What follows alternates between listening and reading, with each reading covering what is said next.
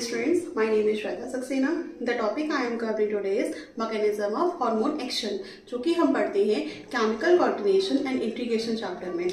ठीक है, हम स्टार्ट करते हैं mechanism of hormone action. इसमें हम दो सब टॉपिक्स के बारे में पढ़ने वाले हैं. पहला classification of hormones, and second one is mechanism of hormones.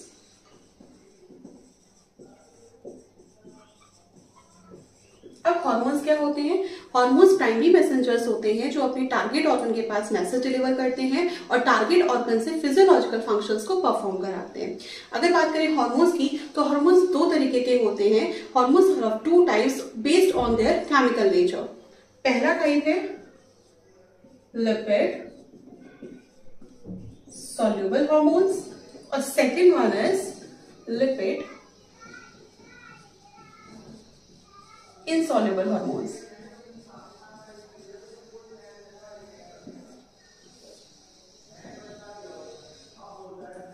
ठीक है, लिपिड सॉल्युबल में हम दो टाइप के हार्मोन्स पढ़ेंगे. स्टेरॉइड हार्मोन्स और सेकेंड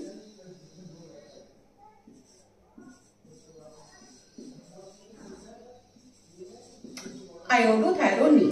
ठीक है, आयोडोथायरोनिन जो है बेसिकली थायराइड हार्मोन्स होते हैं T3 एंड T4. T4 को थायरोक्सिन भी बोला जाता है. स्टेरॉइड्स में आते हैं दो टाइप के हार्मोन्स. पहले सेक्स हार्मोन्स और दूसरे कॉर्टिसोल. सेक्स हार्मोन में आ जाएंगे टेस्टोस्टेरोन,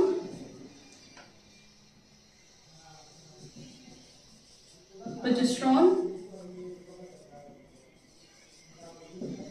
एस्ट्राडायोल एंड स्टेरॉइड्स का दूसरा है कॉर्टिसोल. ठीक है बच्चों, अब आते हैं लिपिड इनसॉल्युबल हार्मोन्स पे. फर्स्ट आते हैं इसमें कैटेकोलामाइंस, जिसके अंडर आएगा एपिनेफ्रिन एंड नॉर एपिनेफ्रिन. और दूसरे हैं प्रोटीन हार्मोन्स. ठीक है, अब हाइपोथैलेमस के, पिट्यूटरी ग्लैंड के और पैंक्रियास के हार्मोन्स जो है वो सब क्या है? प्रोटीनेशियस नेचर के हैं. तो वो बेसिकली सब किस में आते हैं? प्रोटीन हार्मोन्स में आते हैं. ठीक है, अगर मैं बात करूं याद करने की तो स्टेरॉइड्स हार्मोन को आप याद कर सकते हो ऑन और ऑल के बेसिस पे. अब ये ऑन और ऑन क्या है? केमिस्ट्री में हम पढ़ते हैं फंक्शनल ग्रुप्स. तो जैसे कि अल्कोहल का फंक्शनल ग्रुप क्या होता है? OL, all. इसी तरीके से कीटोन का फंक्शनल ग्रुप क्या होता है? ONE, on. ठीक है, जब हार्मोन्स में लास्ट में ONE और OL आएगा तो वो सारे हार्मोन्स किसके हैं? स्टेरॉइड्स के हैं. तो ये याद करना है, आप अच्छे से पहचान सकते हो इसको. ठीक है, नेक्स्ट हम आते हैं हाइपोथैलेमिक हार्मोन्स पे. तो हाइपोथैलेमस जो है वो दो तरीके के हार्मोन्स बेसिकली प्रोड्यूस करता है. पहले रिलीजिंग हार्मोन्स, दूसरे इनहिबिटिंग हार्मोन्स. ठीक है, अब हाइपोथैलेमिक हार्मोन्स देखते हैं. GnRH gonadotropin releasing hormone, CRH corticotropin releasing hormone, TRH thyrotropin releasing hormone, PRH prolactin releasing hormone, GHRH growth hormone releasing hormone. ठीक है, तो बेसिकली इनके आगे RH लगा है तो ये सारे क्या रिलीजिंग हार्मोन है. इन्हीं के आगे अगर हम IH लगा देंगे तो ये सारे इनहिबिटिंग हार्मोन हो जाएंगे. जैसे GnIH क्या हो जाएगा? Gonadotropin inhibiting hormone. CRH corticotropin inhibiting hormone. ठीक है, हाइपोथैलेमस जो है वो दो और हार्मोन्स को बनाता है, ADH और ऑक्सीटोसिन को, जो कि स्टोर हो जाते हैं पिट्यूटरी में और पिट्यूटरी ग्लैंड इनको रिलीज करता है. इसलिए इन दोनों हार्मोन्स को हम पिट्यूटरी में पढ़ेंगे. हाइपोथैलेमिक हार्मोन्स को याद करने की जो ट्रिक है वो है GN, GH, PCT. ठीक है, अभी PCT क्या है? नेफ्रॉन के स्ट्रक्चर में हम PCT एंड DCT पढ़ते हैं, तो वही PCT से हम याद कर लेते हैं GN, GH, PCT. GN मतलब गोनाडोट्रोपिन रिलीजिंग हार्मोन, GH मतलब ग्रोथ हार्मोन, P मतलब प्रोलैक्टिन, C मतलब कॉर्टिकोट्रोपिन और T मतलब थायरोट्रोपिन. ठीक है, फिर हम चलते हैं पिट्यूटरी ग्लैंड के हार्मोन्स पे. पिट्यूटरी ग्लैंड में आते हैं FSH follicular stimulating hormone, LH luteinizing hormone, ACTH adrenocorticotropic hormone, TSH thyroid stimulating hormone, prolactin और ग्रोथ हार्मोन। इनको याद करने की ट्रिक है टॉप फ्लैग, मतलब कि जो हमारा फ्लैग होता है बेसिकली कहाँ रहता है, ऊंचाई पे रहता है, टॉप ऊपर रहता है, ठीक है। तो उसको याद करने की ट्रिक है टॉप फ्लैग। यहाँ पे जो फ्लैग है इसमें डबल ए आएगा, क्लियर। टी का मतलब क्या है, तो टी मतलब TSH, ओ मतलब ऑक्सीटोसिन। मैंने बताया था ये हाइपोथैलेमस के ADH और ऑक्सीटोसिन है, उनको रिलीज कौन करेगा, पिट्यूटरी ग्लैंड करेगा, तो हम इसको इसी में पढ़ते हैं। ओ मतलब ऑक्सीटोसिन, पी मतलब प्रोलैक्टिन, एफ मतलब FSH, एल मतलब ल्यूटेसाइन हार्मोन, ए मतलब ACTH, ए अगेन आ रहा है तो ये क्या है ADH, ठीक है, और एंटी डायरेटिक हार्मोन, और जी मतलब GH। तो बेसिकली ये है हमारे पिट्यूटरी ग्लैंड के हार्मोन। तीसरे जो पैंक्रियास के हार्मोन्स हैं, अगर आपको उनको याद करना है तो पैंक्रियास के हार्मोन्स दो हैं। पहला इंसुलिन और दूसरा ग्लूकागॉन।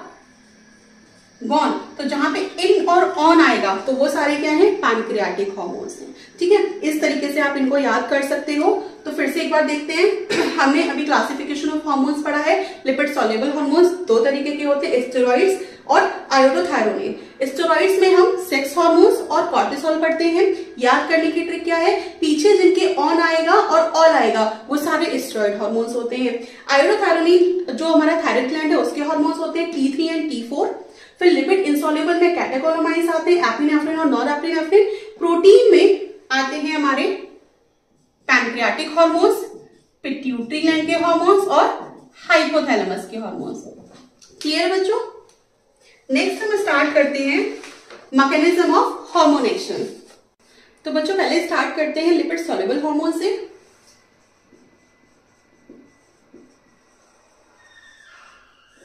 और यहां पढ़ेंगे लिपिड इनसॉल्युबल, ठीक है। ये हार्मोन है, ये ब्लड स्ट्रीम के थ्रू आएगा सेल के पास, ये सेल है। अब हमने पढ़ा है कि जो सेल मेम्ब्रेन होती है वहां पे लिपिड की बाइलेयर प्रेजेंट होती है। सेल मेम्ब्रेन किससे बनती है, लिपिड की बाइलेयर से बनती है। और ये जो हार्मोन है ये क्या है, लिपिड सॉल्युबल हार्मोन है, तो इजिली इसको पार कर जाएगा ये, ठीक है, क्योंकि भाई लिपिड सॉल्युबल हार्मोन है तो इजिली सेल मेम्ब्रेन को ये पार कर जाएगा। जब ये सेल मेम्ब्रेन के अंदर पहुंचता है कहां, साइटोप्लाज्म में, तो यहां पे इसको मिलता है रिसेप्टर। अब रिसेप्टर क्यों, जब हार्मोन अपना मैसेज जो है टारगेट ऑर्गन के पास लेके आता है तो उसको रिसीव करने के लिए टारगेट ऑर्गन के पास में रिसेप्टर का होना जरूरी है। जब तक ये हार्मोन रिसेप्टर के साथ ऐसे बाइंड नहीं होगा तब तक वो अपना मैसेज डिलीवर नहीं कर पाएगा। अब ये जो रिसेप्टर्स हैं या तो सेल के अंदर हो सकते हैं या फिर सेल के ऊपर प्रेजेंट हो सकते हैं, ठीक है। अब ये सेल के अंदर है इसीलिए हम इसको बोलते हैं साइटोसोलिक रिसेप्टर।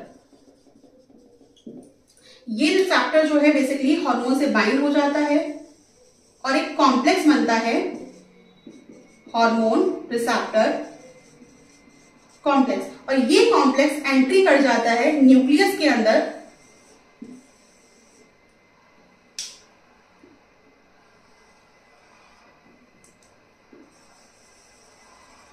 और ये न्यूक्लियस के अंदर जाके डीएनए को इन्फ्लुएंस करेगा। डीएनए से स्पेसिफिक जी एक्सप्रेशन कराएगा, डीएनए से बनवाता है ये आरएनए, और आरएनए साइटोप्लाज्म में जाके प्रोटीन बनाता है, और ये प्रोटीन फिर फर्दर फिजियोलॉजिकल फंक्शंस को परफॉर्म करेगा, ठीक है। तो बेसिकली लिपिड सॉल्युबल हार्मोन्स जो होते हैं उनके रिसेप्टर साइटोप्लाज्म में पाए जाते हैं। ये लिपिड सॉल्युबल है इसीलिए इजिली ये सेल मेम्ब्रेन को क्रॉस कर जाते हैं और रिसेप्टर के साथ में बाइंड होके हार्मोन रिसेप्टर कॉम्प्लेक्स बनाते हैं, और इस तरीके से फिर डीएनए को इन्फ्लुएंस करके आरएनए बनवाते हैं, आरएनए से प्रोटीन बनाते हैं, और ये जो प्रोटीन बना है बेसिकली टिश्यू की ग्रोथ एंड डिफरेंशिएशन में हेल्प करेगा, ठीक है। डायग्राम से समझते हैं। ये है हार्मोन एस्ट्रोजन जो किस पे एक्ट करेगा, यूट्राइन सेल के ऊपर एक्ट करता है। ये जो सेल मेम्ब्रेन है लिपिड बाइलेयर की बनी है। एस्ट्रोजन क्योंकि लिपिड सॉल्युबल हार्मोन है तो इजिली इसको क्रॉस कर जाएगा, क्रॉस करके अंदर पहुंचता है ये हार्मोन रिसेप्टर कॉम्प्लेक्स का फॉर्मेशन करेगा, और हार्मोन रिसेप्टर कॉम्प्लेक्स न्यूक्लियस के अंदर जाके बेसिकली जो डीएनए होता है उसको इन्फ्लुएंस करेगा। डीएनए से बनाएगा ये एमआरएनए, और एमआरएनए से बनता है प्रोटीन, और जो ये प्रोटीन है वो फिजियोलॉजिकल रिस्पॉन्सेस कराता है, टिश्यू की ग्रोथ एंड डिफरेंशिएशन कराएगा। अब हम नेक्स्ट पढ़ते हैं लिपिड इनसॉल्युबल हार्मोन्स के बारे में। लिपिड इनसॉल्युबल हार्मोन्स हैं ये again cell membrane,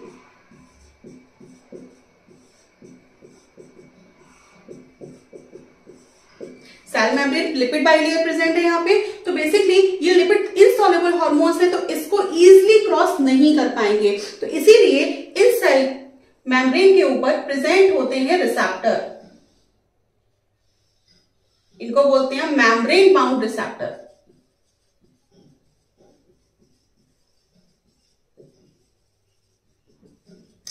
hormone membrane bound receptor से बाइंड हो जाएगा और बनाएगा हार्मोन रिसेप्टर कॉम्प्लेक्स, ठीक है। इस मेम्ब्रेन बाउंड रिसेप्टर में यहां प्रेजेंट होता है जी प्रोटीन। जैसे ही हार्मोनल रिसेप्टर कॉम्प्लेक्स बनता है तो वैसे ही वो सिग्नल सेंड करता है जी प्रोटीन के पास, और ये जो जी प्रोटीन है ये एक्टिवेट हो जाता है, और एक्टिवेट होने के बाद ये एडेनाइलाइज साइक्लेज को एक्टिवेट कर देगा। एडेनाइलाइज साइक्लेज एक्टिवेट होकर एटीपी को CAMP में कन्वर्ट करता है, और जो ये CAMP है ये है हमारा सेकेंडरी मैसेंजर, ठीक है। CAMP प्रोटीन काइनेज को एक्टिव कर देगा, और ये जो प्रोटीन काइनेज है वो बायोकेमिकल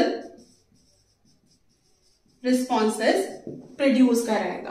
क्लियर है बच्चों? तो बेसिकली यहां पे देखो हार्मोन रिसेप्टर के साथ बाइंड होता है, बाइंड होने के बाद वो सिग्नल सेंड करता है जी प्रोटीन को। जी प्रोटीन यहां प्रेजेंट है, रिसेप्टर से अटैच होती है। जी प्रोटीन एडेनाइल साइक्लेज एंजाइम को एक्टिवेट करती है, ये एडिनोसिन ट्राइफॉस्फेट को CAMP मतलब साइक्लिक एडिनोसिन मोनोफॉस्फेट में कन्वर्ट कर देता है, जो कि एक्ट करता है सेकेंडरी मैसेंजर की तरह, और ये secondary messenger protein kinase enzyme को एक्टिवेट करेगा, और ये जो प्रोटीन काइनेज एंजाइम है ये एक्टिवेट होकर बायोकेमिकल रिस्पॉन्सेस प्रोड्यूस कराता है, ठीक है। अब देखो यहाँ पे बेसिकली अगर हम देखें तो ये एक्टिवेट कर रहा है इसको, ये एक्टिवेट कर रहा है इसको, मतलब हर एक स्टेप पे किसी ना किसी चीज का एक्टिवेशन हो रहा है। पहला वाला दूसरे को बेसिकली एक्टिवेट कर रहा है, दूसरा तीसरे को एक्टिवेट कर रहा है, तीसरा चौथे को एक्टिवेट कर रहा है। तो ये स्टेप वाइज रिएक्शन चल रही है, ऐसी रिएक्शन को हम बोलते हैं कैस्केड रिएक्शन। तो यहाँ पे जो रिएक्शन होती है वो होती है कैस्केड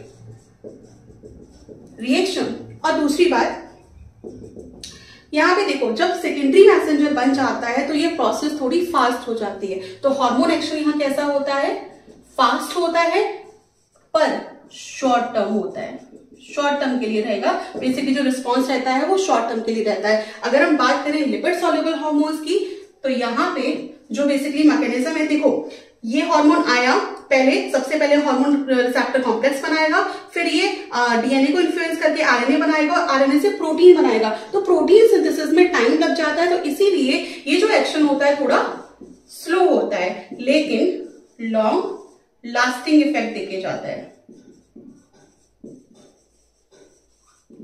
क्लियर है बच्चों? एनसीईआरटी के डायग्राम से समझते हैं। ये हार्मोन है FSH। FSH मतलब क्या? Lipid insoluble hormone. Lipid insoluble hormone किस पे एक्ट करता है? ओविनल सेल मेम्ब्रेन के ऊपर एक्ट करेगा। तो बेसिकली यहाँ पे जो लिपिड की बाइलेयर है इसको एंट्री नहीं करने देती है, क्योंकि ये लिपिड इनसॉल्युबल हार्मोन है। तो रिसेप्टर प्रेजेंट होते हैं कहाँ? सेल मेम्ब्रेन के ऊपर। तो रिसेप्टर के साथ हार्मोन जोड़ के हार्मोन रिसेप्टर कॉम्प्लेक्स का फॉर्मेशन करता है। ये फर्स्ट रिस्पॉन्स क्रिएट कराते हैं। जो फर्स्ट रिस्पॉन्स है इसका मतलब है एडेनाइलाइज साइक्लेज का फॉर्मेशन होना। जैसे ही एडेनाइलाइज साइक्लेज का फॉर्मेशन होता है ये एटीपी से CAMP बना देता है। CAMP क्या है? Secondary messenger. सेकेंडरी मैसेंजर जो है वो साइक्लिक AMP भी हो सकता है, कैल्शियम आयंस भी हो सकते हैं, IP3 भी हो सकता है, CGMP भी हो सकता है। सेकेंडरी मैसेंजर जो है वो प्रोटीन काइनेज को एक्टिवेट करके बायोकेमिकल रिस्पॉन्सेस कराता है, जिससे सेल जो है वो फिजियोलॉजिकल रिस्पॉन्सेस प्रोड्यूस करती है, जैसे यहाँ पे ओवरी की ग्रोथ होगी। क्लियर है बच्चों? तो आई होप आपको ये चैप्टर, ये वाला जो टॉपिक है आपको अच्छे से क्लियर हुआ हो। नेक्स्ट टॉपिक के लिए हम नेक्स्ट क्लास में मिलते हैं।